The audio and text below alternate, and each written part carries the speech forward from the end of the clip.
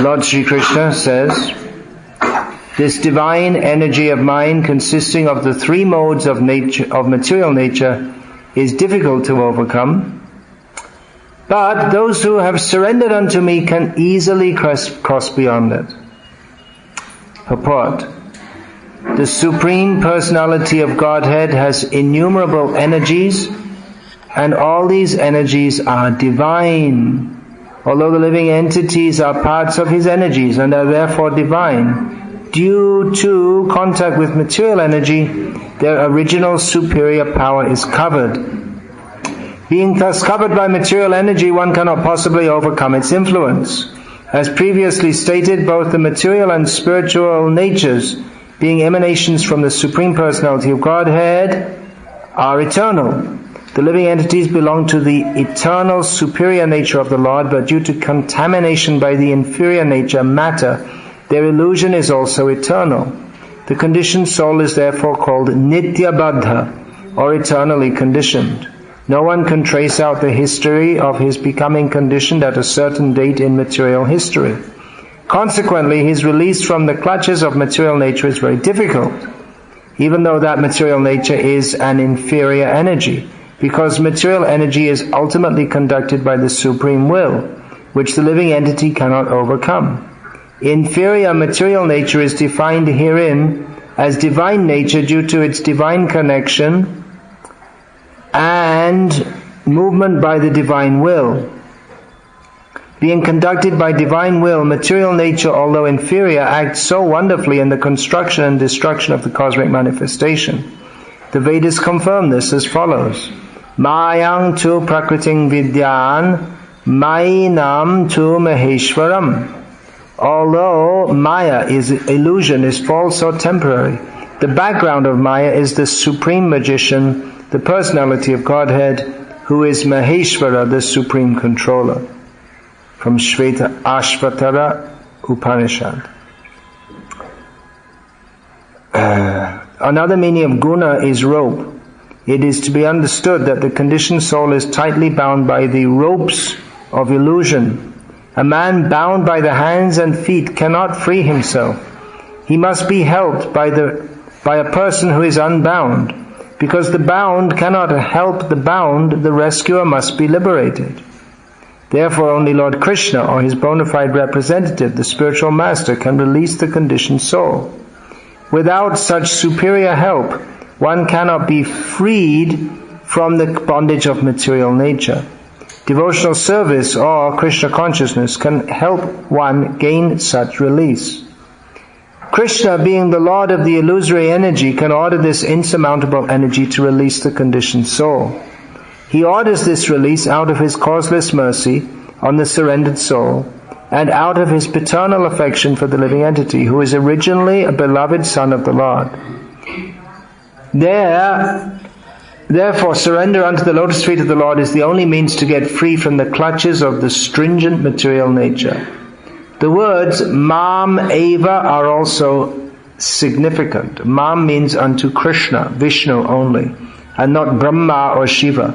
Although Brahma and Shiva are greatly elevated and are almost on the level of Vishnu, it is not possible for such incarnations of Rajoguna, passion, and Tamoguna, ignorance, to release the conditioned soul from the clutches of Maya. In other words, both Brahma and Shiva are also under the influence of Maya. Only Vishnu is the master of Maya, therefore he alone can give release to the conditioned soul. The Vedas, again, Shvetashvatara Upanishad, confirm this in the phrase, Tameva viditva, or freedom is possible only by understanding Krishna.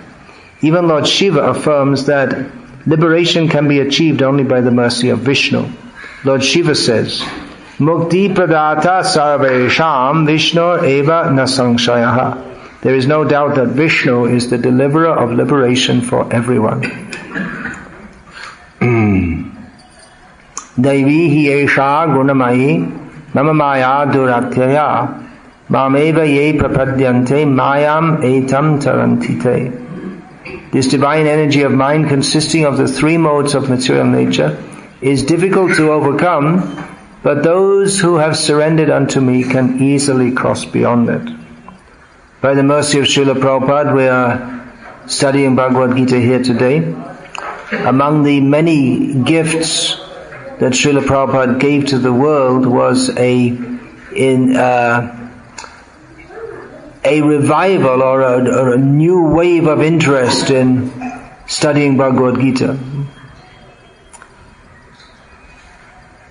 So, as I was chanting the verse, many of you chanted along with me the verse. This is a well-known verse of Bhagavad Gita among the followers of Srila Prabhupada. He often quoted this verse.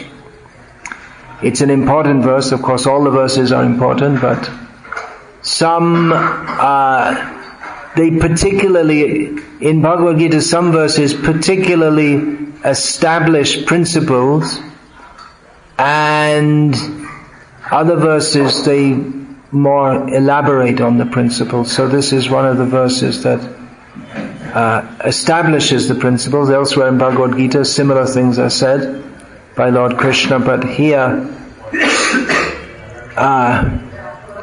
very clearly, the important principle is established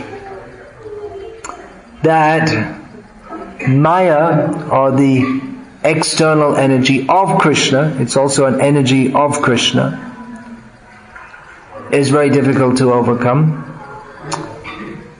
and at the same time it's very easy to overcome if we know if we accept the principle of surrendering to Krishna. And many devotees have learned this verse.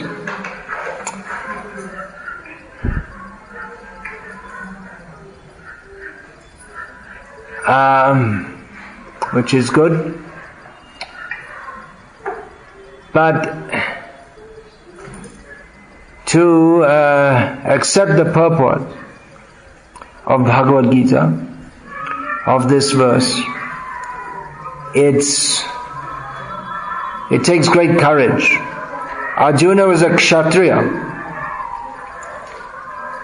So to be a Kshatriya, you have to have a lot of courage. If a gang of people come to attack, if a gang of people or a pack of dogs come to attack, only a brave person will try to repel them. If a bunch of people come with sticks and knives, who will want to stand and face them? It takes a very brave person. Kshatriya means one who protects from hurt. None of us wants to get hurt, but a Kshatriya risks getting hurt to protect others from getting hurt. It's painful. It's not pleasant having your body beaten by sticks or stabbed with knives or pierced with arrows. So it takes great courage to fight. Similarly, it takes great courage to accept the message of Bhagavad Gita. To surrender to Maya seems easier. Just like we might be in the history of the world, especially in this Kali Yuga, there are many despots.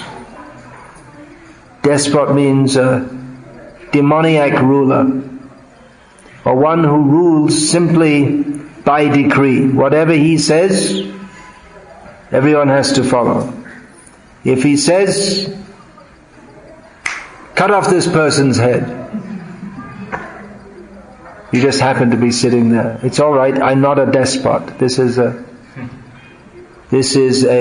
theoretical example. I don't want my disciples to think, we have to do what Guru Maharaj says. It's all right, relax. We're not going to cut off your head. Just a theoretical example. So, if the despot says, cut off your head, there's no appeal.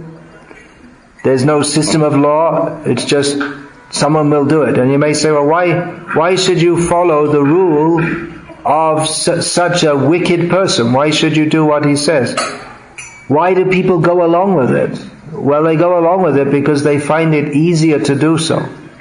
Even though they're not happy or they're not comfortable, they think it's, as there was a saying in Britain where this particular miserable body was, that this particular miserable Atma is sitting in, was born. So there was a saying, better to be red than dead. I'll explain this for you. Red means communist. So there was always the fear that someday we're going to get a gift from Russia, namely some nuclear bombs on our head. And to counteract the threat, Britain also had and still has nuclear weapons. But they thought, some people were thinking, well, if Russia sends the nuclear bombs and we send the nuclear bombs, they'll win anyway.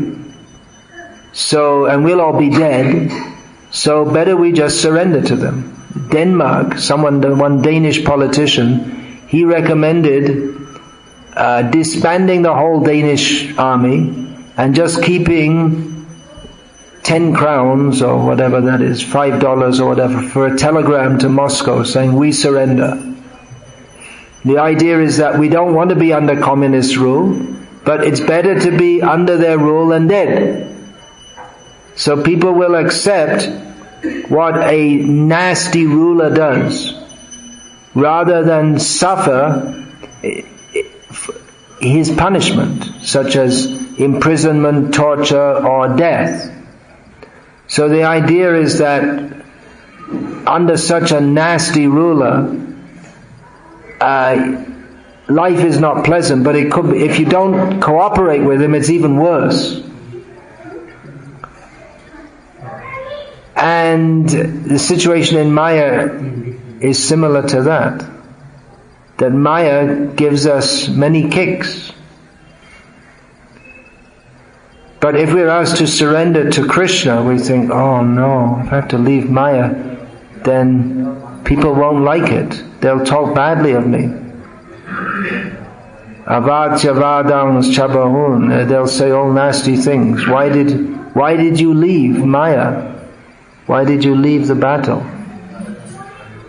They'll say all nasty things. And Maya, at the same time she's kicking us, she's smiling at us. And saying, oh, I'm so nice. You're so happy, aren't you? Well, she's kicking us. It's like a beautiful woman is kissing you and at the same time stabbing you. So,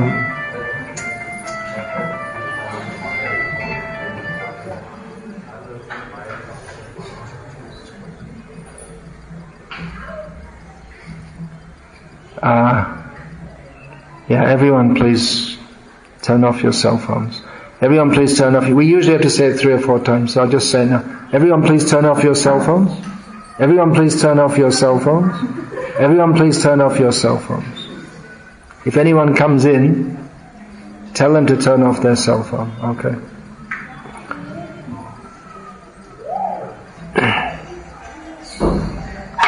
So Maya's like that. It's painful. Life in the material world is painful. But if we think, well,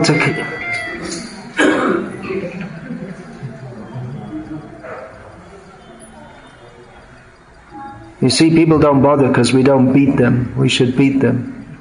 Then they won't do it. That's how things work. If you're tolerant, then people take advantage. Because we beat them, then they wouldn't come, and then they wouldn't hear Bhagavad Gita, and then they wouldn't get any benefit. So, Maya beats us all the time. We suffer.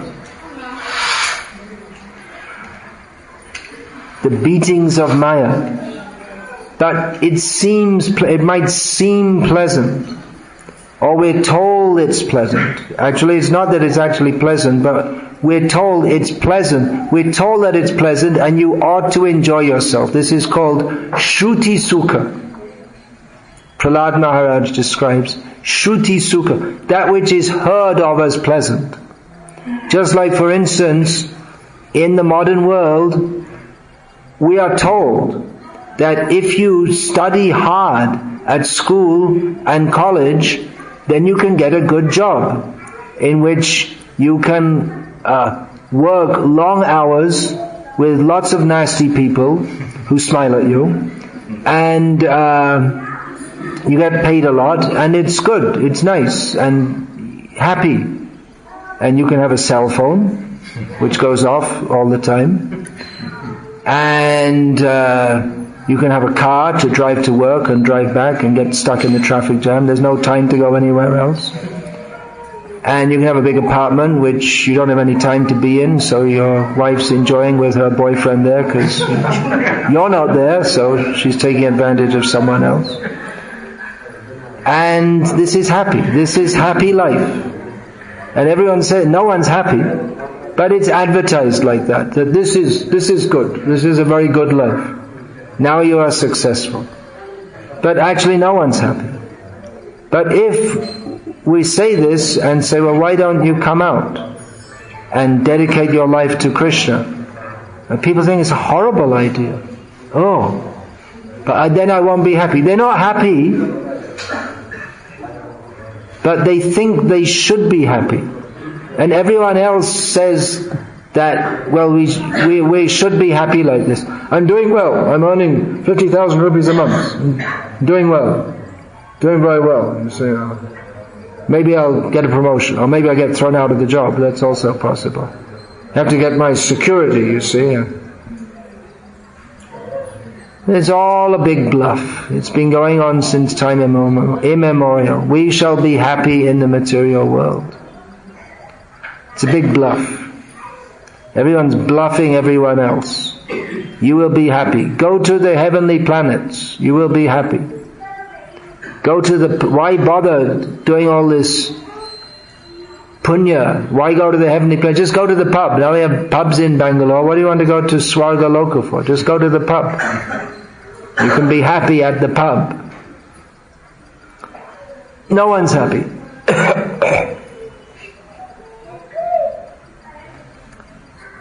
No one believes this. When we say this, no one believes it. No one wants to surrender to Krishna. Why should anyone want to surrender to Krishna when there's so much happiness in the material world? And of course you have to die, and you die and you get born again. You never know, you might get born in a rich family. Good chance. Of course you might get born as a worm in stool also. But always be hopeful. Be positive thinking. There's this idea. There was one book written that you just imagine the clouds are in the sky, and just by your willpower you make them vanish, and you concentrate and they go away. And there's this whole idea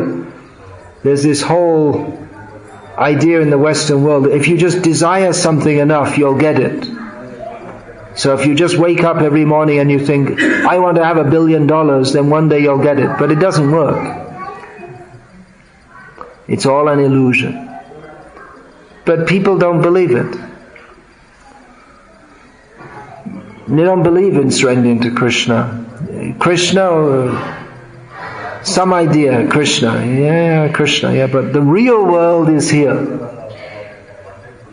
That's what even people who supposedly have faith in Krishna, the real world, this is, you can talk about Krishna, it's alright for you sadhus, you're just parasites, you're cheating people and taking their money, but the real world, you see, this is the real world. I'm doing something, so I'm doing something practical. I'm working in a factory making rubber ducks that people can play with. So I'm doing something practical and useful for the world. We're making bridges so people can drive on their cars and go here and there and eat, sleep, mate and defend in different places, and produce ball bearings, and so that you can produce ball bearings in one place and send them to somewhere else, so you can put them in your machine and you can the machine can do something else. And this way, this is called Jagat. Yogachati iti Jagat. The world is going on. The world is running on the belief that this is real. This is real life. This is happy life. Everything here is good. I mean, okay, there are a few problems, but we're working on it. Things are getting better, isn't it? Everything's getting better in India. You see, we used to be a poverty-stricken nation, but now we're a big industrial nation. And tomatoes cost how much? 60 rupees a kilo, and we're making progress. People can't afford to eat vegetables, but never mind, we'll give you a free TV. In Tamil Nadu, they give free TVs. And the government party has its own TV channel. So they make propaganda like this. No food to eat, but you can get a TV and a blackberry and a blueberry and a raspberry or whatever. You can get it, it's cheap. It doesn't cost much. You can have a car to sit in the traffic jam, no food to eat, but plenty. So India's making progress, you see, and we're developing the nation. So all this idea is very hopeful that everything will be good. Everything will be better. Don't worry, there are problems now, but we're working on it. This is called durasha. Durasha ye bahirartha manina. The idea that this external world is reality. It's a bad hope. It's a wrong hope. It's not a fact. But people cannot see this. Therefore, they do not have faith in the principle of surrendering to Krishna. Ashadadhana purusha dharmasyasya parantapa aprapya mang nivartante mrityu sangsara vartana. People who don't have faith in Krishna, they don't remain steady on the path of devotional service, but they return to repeated birth and death. That faith is required. Mameva ye prapadyante mayam etam tarantite. If one surrenders to Krishna, one can cross over Maya, but we don't have faith in this principle. We don't want to surrender to Krishna, because well, if I surrender to Krishna, then I have to give up so many things. I mean, what to speak of full surrender, giving up all material desires? If we just ask people to do some, in Krishna consciousness, if we're actually going to practice sadhana bhakti, there are certain basic principles which many of our so-called devotees don't follow. Like, for instance, Sunday they come to the temple, and during the week they watch some nonsense, whatever it is, on TV. Watching TV is okay. And eating in kami restaurants and buying some chocolates and giving it to your kids and buying some biscuits, it's all okay. Because Krishna is very merciful, they say. Or we just get a blessing from the Guru, or the holy name is everything, so you don't have to follow anything else. This is the perversion of the philosophy, taking it very cheaply.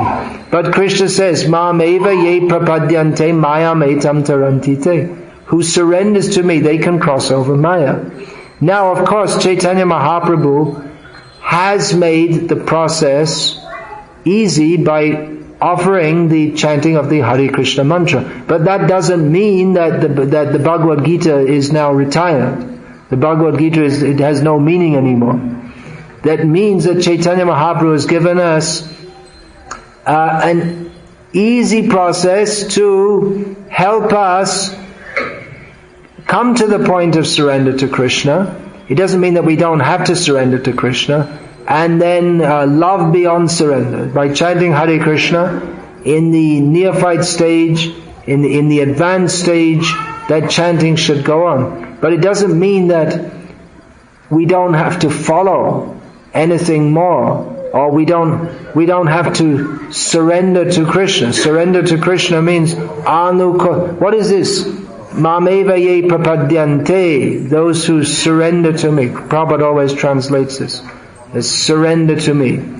Mamekam sharanam raja, those who take shelter in me. Srila Prabhupada always translates this as surrender, which again he links with the term sharanagati, the process of taking shelter. So it's not just a feeling. I feel that I love Krishna. But there's a process. Anukul yasya sankalpa, pratikul yasya varjanam. In practical life, that we have to accept what is favorable for developing love of Krishna. And that includes many principles. We have to reject those things which inhibit our growth in devotional life. Now, to do those things, as I said, it requires courage. Because if we start to do these things, then many people will say, no, this is too much. You can be a devotee. They will give their sanction. You can be a devotee of Krishna, but not too much. You go to the temple once a week, but don't follow. They will tell you. Rupa Goswami won't tell you. Prabhupada won't tell you, but your mother will tell you, or your wife will tell you that you do this much, not that much. So we accept that the Narottam Das says, Sri Rupa Manjari Pada, Shemara Shampada, the lotus feet of Rupa Goswami, that is my wealth, that is my bhajan, that is my puja, but we accept what my mother or what my wife says, or what my friend or neighbor says, what they say. Don't do bhakti too much. It's alright. People say, it's alright, don't worry. Ma shuchaha, they will say, don't worry, it's alright. You can do all these things. You can follow not strictly. You just do whatever you like. Get up whatever time you like. Do a little chanting, little this and that, and don't be too serious. Don't worry, it will be all right. They're giving assurance. But Krishna gives assurance. Ma mekam sharanam raja. Then he says ma shuchaha. You don't worry. Krishna says everything will be all right. But these rascals, they say, you don't surrender to Krishna, then everything will be alright. Don't worry. They're reinterpreting, misinterpreting. What Krishna says, it's not such an easy thing. Surrender to me. Because there are two sides. One side is Maya and the other side is Krishna consciousness. Krishna Surya Sama, Maya hoy andhaka. Jahan Krishna tahan nahi maya radhika. One side there is light, the other side there is darkness. In the same way, just when there's sunlight, there's daytime. When there's no sunlight, it's night. So in the same way, there's Krishna consciousness and there's Maya. But there is also the Sandhya, where it's not quite light and not quite dark. That's not daytime, and it's not darkness also. It's in between. But that is not being in the light. But if we think, let me live in the twilight zone. There's an English saying, in the twilight zone. It means vague, not very defined, not very clear. I'll be a little bit a devotee and a little bit not a devotee. And whatever the minimum, if we have this attitude that, see, whatever, it's alright. You see, I can get up whatever time I like. I don't have to follow very strictly, but what is the minimum that is required so that I can get prem? What's the minimum? Instead of thinking, prem means to think how I can give everything to Krishna with holding nothing back. But we're thinking, I want to enjoy all these material things and at the same time have prem. Which means that we also want to, we haven't understood or we haven't accepted what is the principle of prem, which is to fully give oneself to Krishna. But rather we're thinking, let me enjoy that prem, and then when I've had enough prem for the time being, I'll get some kami biscuits and enjoy that. A lot of difference between eating kami biscuits and having love of Krishna. Lot of difference. The two things don't go together. No, it's not going to mix. You may think, well, what's the harm? A little biscuit. But Krishna says, you may say, what's the harm? But Krishna says, Patrang pushpang palang toyam yo me bhaktya prayachati. Tadahang bhakti uparitam ashnami prayatama. Offer me, those who offer me with bhakti, some simple food. So there's no bhakti in eating something which is cooked by someone who doesn't like, they're just doing it for some job. The biscuit is cooked it's made by some company to get your money. They don't care for your health, they just want your money. The person in the job hates their job. They don't want to work in some biscuit factory, they're just doing it because they're paid to do it. There's no love, there's no affection, there's no good feeling, there's no care. It's just a business, and we like it. We don't like Krishna. We don't like Krishna enough to do what he says. And just take food offered to him only, and at the same time we're talking of praying. This is hypocritical. Just hypocritical. That we don't want to surrender to Krishna, but we want to hear about the pastimes of Radharani and talk about all nice stories about Krishna, but we don't want to follow even the basic thing. It's simply hypocritical. It's not what Krishna came to teach. It's not what any of the acharyas came to teach, but we like it. This becomes the measure. What I like becomes the measure of my life. But then that's not Krishna consciousness. And to have a guru, it becomes meaningless if we think, I will do what I like. I will find out a guru let me find a guru who lets me do what I like. This is nonsense. And what's the meaning of having a guru? Better you find a guru, whatever you don't like to do, that's what he tells you to do. Better. Of course, that should lead to Krishna. But that's what it means. If we're going to surrender to Krishna, it means giving up our material attachments. It's a very heavy thing. That's why we don't like to hear about it. It's very heavy because it's like this Datta Karna. He's famous for how could you give up that which is stuck, that kavacha, that armor is stuck to his body, to rip it off? It's painful. So we find it painful to give up our material attachments because we think it's me. I am this person and all these desires, they are me. But actually it's not painful to give up material attachments. We perceive it as such because we don't hear Bhagavad Gita. If we hear Bhagavad Gita, we'll understand that we are not the body, we are not the mind, we are pure spirit soul. Indriyani pranayahur indriyebhya parang manaha manasastu para buddhe yo buddhe paratastu saha. There is the senses, the mind and intelligence, and above them is what? Is what? What do you think?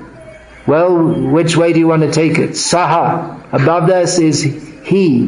Well, it could mean karma, can mean material desire. Material desire is what is this? This indriyani manobuddhi asyadhishtanam uchyate. If the karma has entered the mind, body, the senses, mind and intelligence, then we think that these material desires are me. And then it becomes very painful, like ripping your skin off. But if we understand, I am the Atma, I am transcendental too, I have nothing to do with this material senses, mind, body, or the material desires. Then it's not that it becomes easy, but automatically we just don't identify. It's nothing to do with me. It's nothing. It's all a big phantasmagoria. All this wife, friend, children, home, country, it's not real. Real is that I am a servant of Krishna. Of course, this has to be understood very carefully, because there is a temporal reality. It's not that we just say, well, nothing's real, therefore, I took this loan for 20 lakhs and now I'm just going to tell the bank, well, it's not real.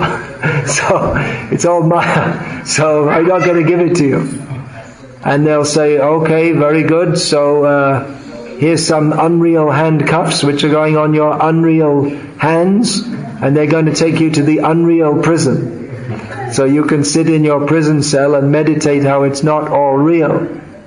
So some level of reality is there, but in the sense of eternity which Krishna tells Arjuna, we have no actual relationship with this world.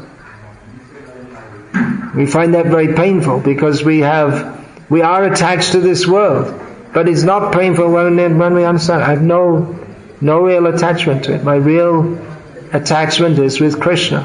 But how attached we are to this world. Therefore, how much we have to hear again and again, we don't belong to this world.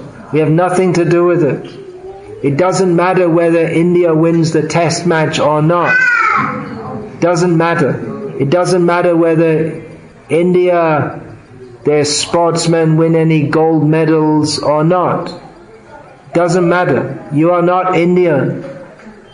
We're not anything to do with this world. We belong to Krishna.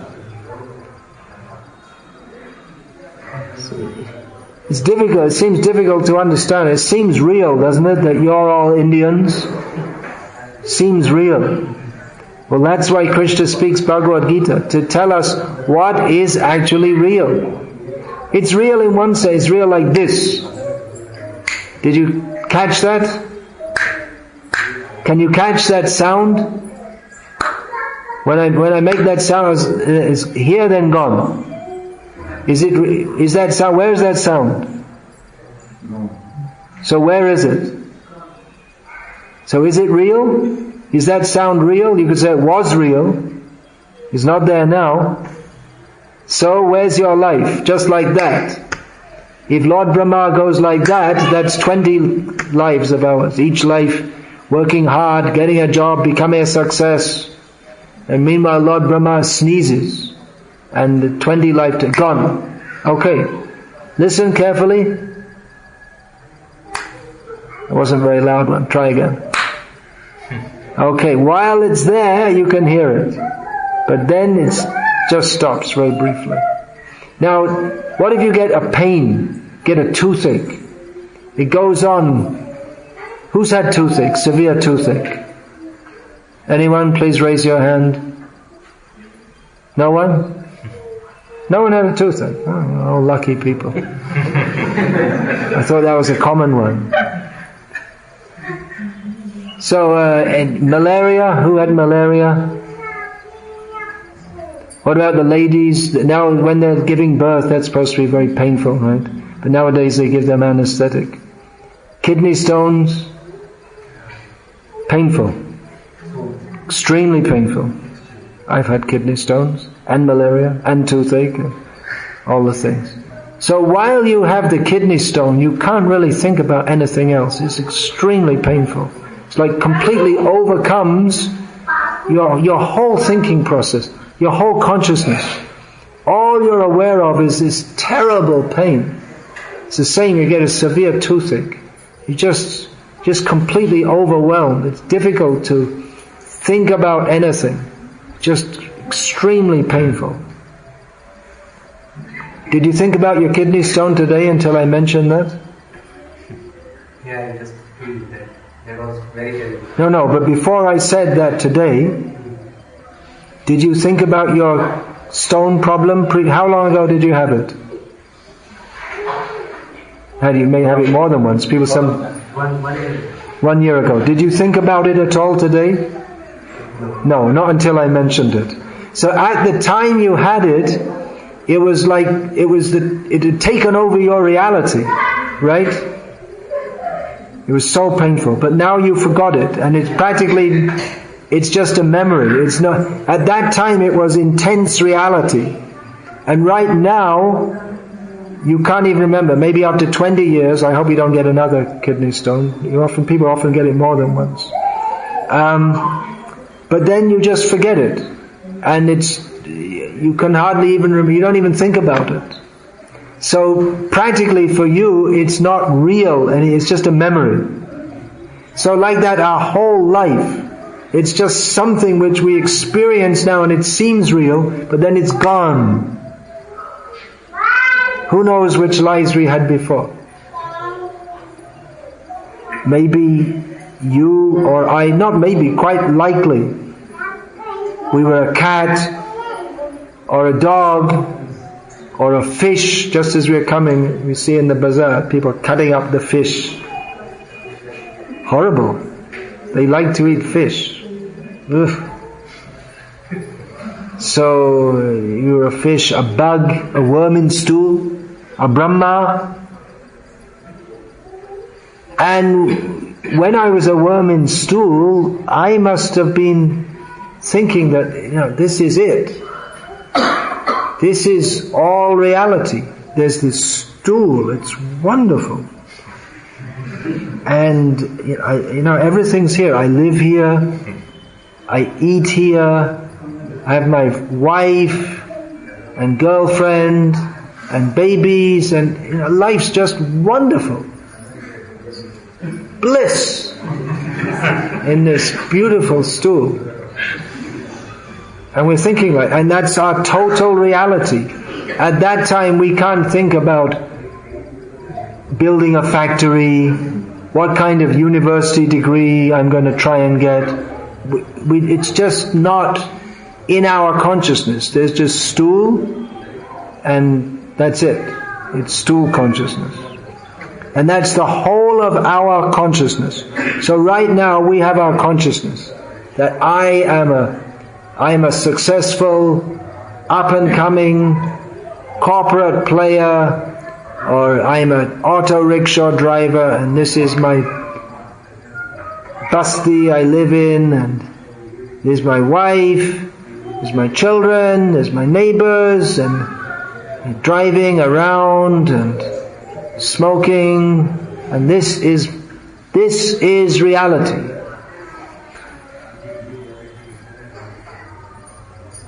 And then we die. And we forget it all. And is it reality? You can maybe get an astrologer to tell you what you were in your last life. I'll tell you what the astrologer will tell you. They'll tell you you were a king. They always tell you were a king.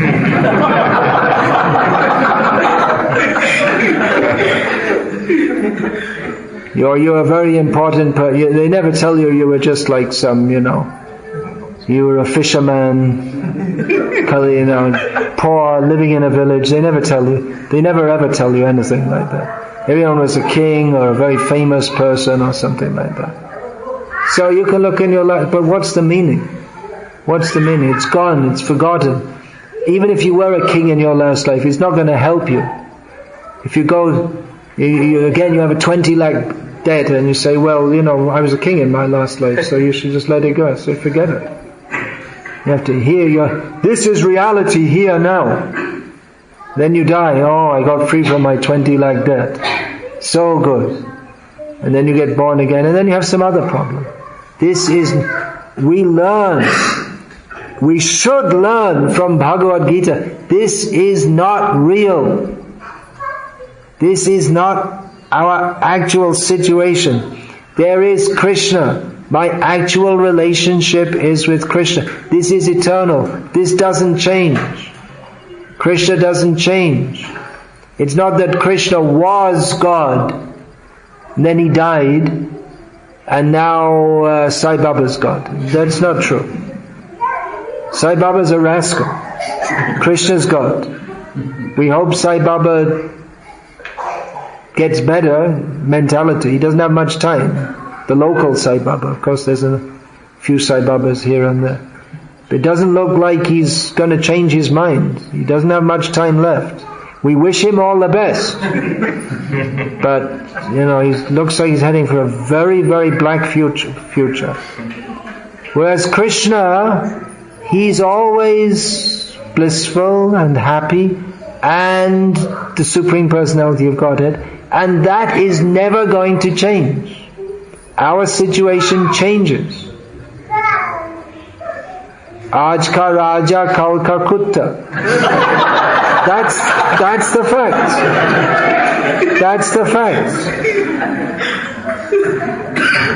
Today's, someone's asking, you don't understand Hindu. Today's king is tomorrow's dog. That's a fact. That's the way the material world is. But Krishna is always the Supreme Personality of Godhead. We are His eternal servants. That is reality. Just try to understand this simple point. If we don't surrender to Krishna, we become a Raja and a Kutta and a Kita and a Krimi and everything else. 8,400,000 species, 84 lakh species of life. And every time we think, this is real, this is real, this is real. Reality is Krishna, but we have to surrender to Krishna. And it doesn't work by half measures. There is light and there is darkness. There's Krishna consciousness and there's Maya. And we can't mess around and try to trick or play games with Krishna. Krishna knows everything. We actually have to surrender to Him. And like I said, it seems much easier to surrender to anyone else except Krishna. Just like we would rather surrender to the despot. Or if you are at your work, if there's some nasty boss, you just surrender to him because you think, well, I have to because he's giving me money, so he shouts at me and this and that, and among the workers they all make jokes about him, but when he's there, yes sir, because they have to follow what he says. So we don't see Krishna, we don't believe in Krishna. We see our boss, we see our wife, we see the bills coming in, and we think this is real, I have to surrender to this. But that's not real. It seems real, it seems easier to go along with that. That's why we accept spiritual guidance. In the modern world there's all these bogus people, if you didn't notice. Most people don't notice. These so-called spiritual leaders. Their so-called spiritual leadership is how to feel a little peaceful while you're being beaten by the whip of Maya. It's like this art of living nonsense. That you feel kind of nice while you're being beaten by Maya. The art of living in this material, what is the art of living? It's get out of this nasty place. But they try to tell you how you can feel happy and adjust and get ahead in this material. What get ahead? Get ahead means you become a worm in stool, that's all. All these big corporate leaders, what are they? They're just big worms in stool, that's all. The stool of their corporate imagination. And people think, oh, they're very important. This is and just like the worms in stool, this is a very big worm in stool, or very important. So we think this is a big businessman, big politician. They're just like big worms in stool. They have no more significance. In the this position, this so-called position has no more significance than that of a worm in stool. But it seems real to us. Why? Because Daivi Esha Gunamai. This Maya is very strong, and it makes that which is of no actual reality seem real. Therefore Krishna speaks Bhagavad Gita and establishes Mataf Parataram Nanyat, no one is superior to me. Bill Gates is not superior to Krishna. Manmohan Singh is not superior to Krishna. Sachin Tendulkar is not superior to Krishna. They're all just like this, coming and going, just in a snap. During that snap, someone is a big worm in stool, the small worms in stool are all doing salam to the big worms in stool. So this is going on in human society also. But Krishna is not a worm in stool. Krishna is the beautiful, powerful, well-wishing, supreme personality of Godhead. If we Jare Joiche Ekale Ishara Krishna Ar Shabhabritta Jara Joiche Nache Tare Toiche Kare Nirta. Krishna is the supreme controller. We are all his servants. Everyone else is his servant. As he makes us dance, so we must dance. So if we just agree to dance according to the way Krishna dances, that is our actual life. And if we don't, then we have to dance on the stage of Maya. And it seems easy. It seems easy because we don't have faith in the spiritual reality of Krishna. We have faith. I believe in my mother because why? Why do you believe your mother? Why should you believe? You have to get a good job and work hard and be a success. Oh, your mother said so. Why do you? How many mothers have you had? Prati janme shabe mata pita pai. In every birth you get a mother and a father. Why should you take guidance from them? If they themselves are just living like worms in stool, just interested, where is food, where is some food, where is some money, where is some sex? Oh, my poor boy, he didn't have enough sex life. That's all his problem. Then why should you take guidance? Therefore, Tasmad Gurum Prapadyate. What is the system? Mameva ye prapadyante. Surrender to me, Krishna says. How? Tasmad Gurum Prapadyeta. Jignasu Shreya Uttamam. These words, how many times Prabhupada said that? Therefore, having seen that this material world is miserable, you should go to a guru. Not go to a guru, tell me how to live very happily in this material world. Go to a guru, tell me how I can cheat Krishna and pretend to be a devotee while actually being a first-class materialist. This is not why we go to a guru. Tasmad gurum prapadyeta jignasu shreya uttamam. To ask what is the ultimate benefit. We should be prepared to hear that. But if we want to go and just hear, the guru should tell me what I want to hear. And I already know everything, so I'll take a guru who will tell me what I like to hear. Then this is all useless, waste of time. So, Maya is difficult to overcome, but it can be overcome. We have to surrender to Krishna. That means no Maya. Krishna consciousness means no Maya, nothing left. It's not going to happen overnight. We understand it's not easy to give up material attachments, but we have to follow the process by which we can become purified.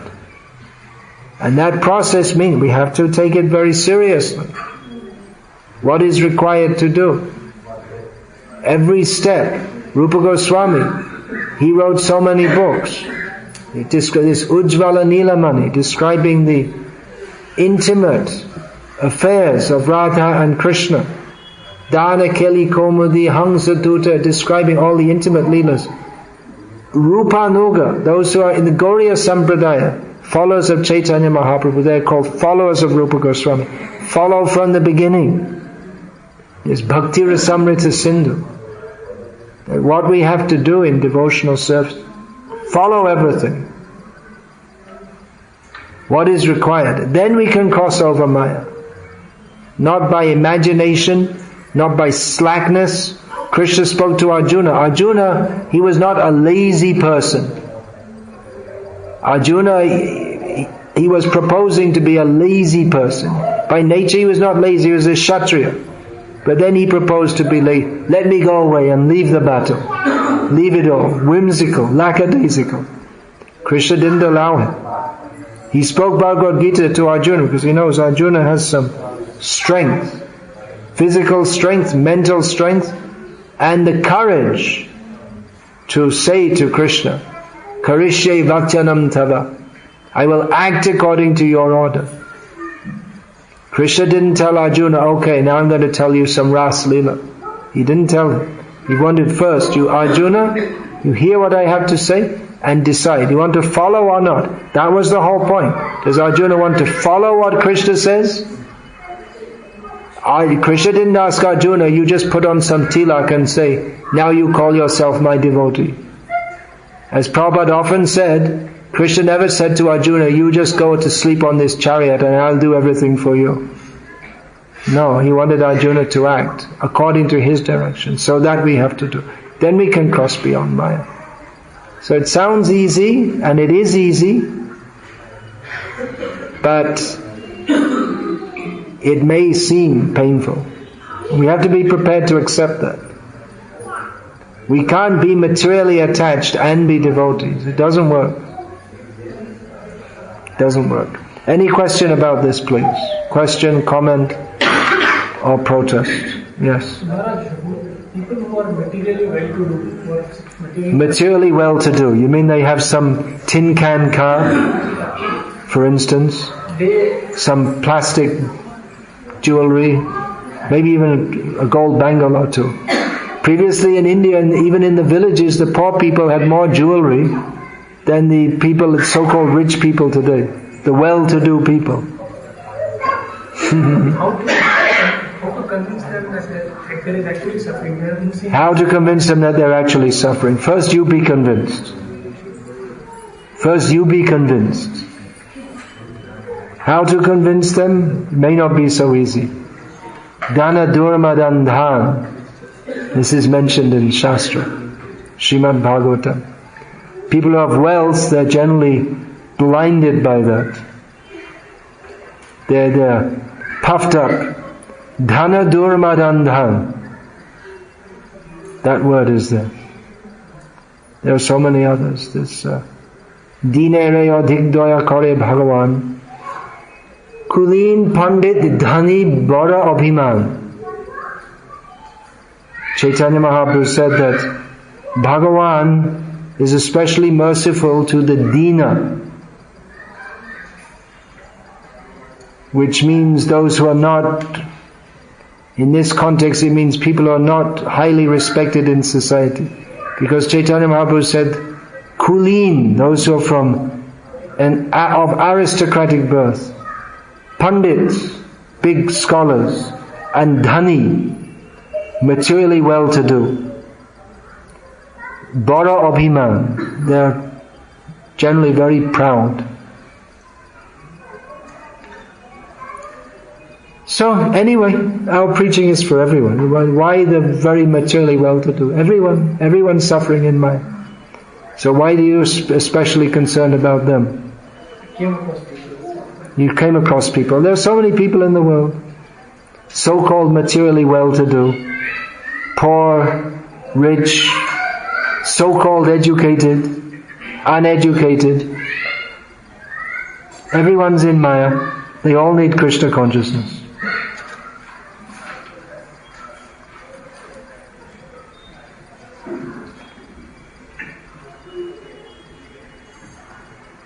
Anything else? Living material world means doing the job. Living in the material world means what? Having a job? I have to leave the material. Leaving the material world. Yes, you have to leave the material world. Yeah. You have to go to Krishna in the spiritual world. Leave job. You have to leave your job, family, everything. Sooner or later you have to leave it, right? Even if you think I will stay, it's like that. Ultimately we have to leave it. If we're in the consciousness of I have to serve Krishna, then when we leave this body we go to Krishna. If we're not in the consciousness of serving Krishna, then we have to get another job. You have to get born again.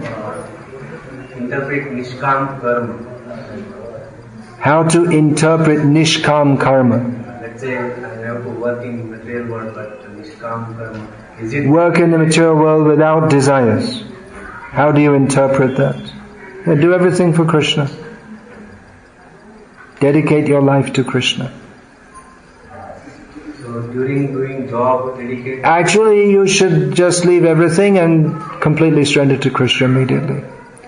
But you won't do that. And I wouldn't recommend it for you anyway, because you're not ready for that. Is one thing. And another thing is, even if you were ready for it, other people might take that as a bad example. They'd take that as an opportunity to be irresponsible. Ramanuja left his wife. But then look what he did. He didn't just leave his wife and go around begging a few chapatis and living an insignificant existence. But what he did by leaving his wife, that you can see even today, his influence is there. There are different roles for different people. In Bhagavad Gita, Lord Krishna gives the example of Janak Maharaj, who lived in the world as an ideal devotee. He left that eventually. Everyone has to leave. Even if you think, I will stay in my job, you can't stay forever. That you should know. Whether or not you should leave it tomorrow, that's another question. But the point is that we should all know that we don't belong here, we belong to Krishna.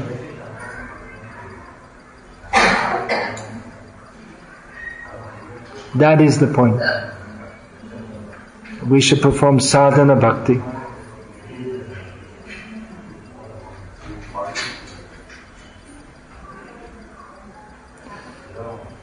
But we should hear this also. Those of you who are working in your glorious job, you can go tomorrow. I'm not saying that you should all leave it. But you should hear these talks and know that one day you're going to have to leave it. And it will come sooner than you think. Everyone's thinking, I have this plan, that plan, I'm going to do this, I'm going to do that. Very soon, life just finishes. So we have to prepare for that. We have to know that, okay, I'm in this world, I'm doing this job, I have this family, it's not going to last long. I have to do what in this life, whatever else nonsense I may be doing, but I have to prepare so that I don't get born again. That is the point of human life. Ladvasu durlabam, you should learn. If you want to learn a verse, learn this verse. This should be the key to everyone's life. This should be written. Actually, Bhaktisiddhanta Saraswati had this written on the wall since his childhood. He would see this. Labdvasu durlabam idang bahu sambhavante manusham artadam anityam apihadhira.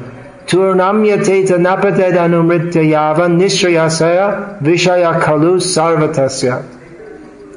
Lord Krishna says that this human life is very rarely attained, but now you got it. So now that you have it, understanding that I'm not likely to get it again for a very long time, and understanding that I don't have much time. In the little time that I have in this favorable situation, I should do whatever is required so that I don't have to get born again. We don't have much time. It's a great opportunity, but you have to take it now. Just like they say, they make some special offer on December the 15th. Special offer only up to the end of the year. And then after that, special offer closed. So you don't have much time. So it's like we don't have much time. So do whatever is required so we don't have to get born again. And if you think, well, I could enjoy myself, well, that's true. There are 84 lakh species of life. You can enjoy in all of them. But now in the human form, there is the opportunity to get free from all this. So we should do that. That should be the guide for our life. You should all print this out or write it up. Put it in your home. You can find this verse in 11th canto of Bhagavatam. Krishna says to Uddhava. If you want to find the verse number, ask Vrindavan Chandra afterwards. You can look it up. You can look it up right now. Yeah. Anyway, that's the general principle which everyone should adopt. The details are many. So I'll finish now. Hare Krishna, all glories to Srila Prabhupada. Please study Srimad Bhagavad Gita as it is. Who's been distributing Bhagavad Gita as it is during the last month?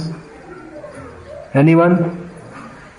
Yeah, I heard your glories all the way in distant Bombay. Bhima told me. He was distributing books with you here. You and Shama Sundar, right? Okay, so everyone should distribute this book and read it also. Not just for distributing. Distribute it to yourself. Study this book and understand. It's a very heavy message. But if we take it, just like for Arjuna, he had to make a heavy decision to follow Krishna or not to follow Krishna. We all have to make the same decision.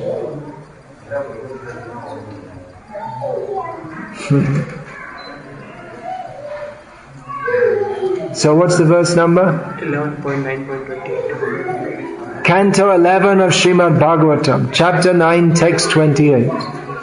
So 29. 29. Labdva sudurlabhamidang bahusambhavant. You can all print it out and see it every day. If you want, you can do something else also, just to put it into context. You can find out the average life expectancy of people in India and then calculate how many days you've got left, and every day you can cut one off.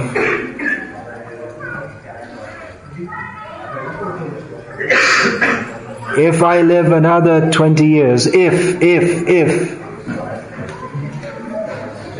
then that's, let me see,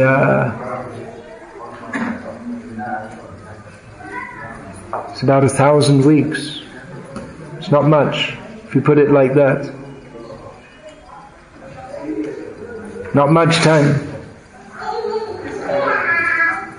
Tick, tick, tick, tick, tick, tick. It's going away.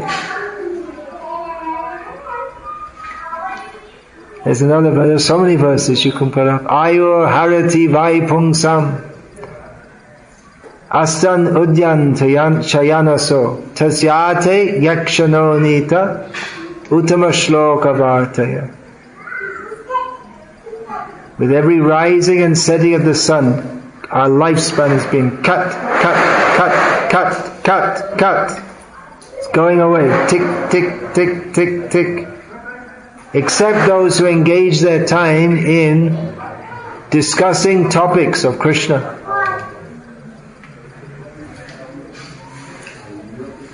Tick, tick, tick. Time is going on.